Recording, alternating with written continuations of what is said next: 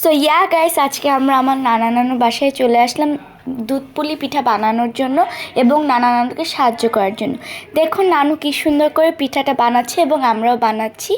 এই যে আমরা সবাই মিলে মজা করে হাসি ঠাট্টা করে দুধ পুলি পিঠাটা কি সুন্দর করে বানিয়ে নিচ্ছি। দেখুন খুবই সুন্দর এবং আমরা এত মজা করেছি বলার বাহিরে।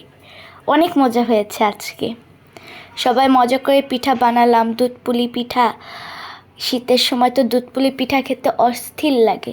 তো এই যে আমরা দুধটাকে বলক তুলে নিয়েছি, এখন দুধটার মধ্যে আমরা ছেড়ে দিচ্ছি এবং এটার মধ্যে পিওর খাঁটি খেজুরের গুড় দিয়ে আমরা এটাকে বলক তুলে নিব এবং সিদ্ধ করে নিব পিঠাগুলিতে। দেখুন কতগুলো পিঠা হয়েছে।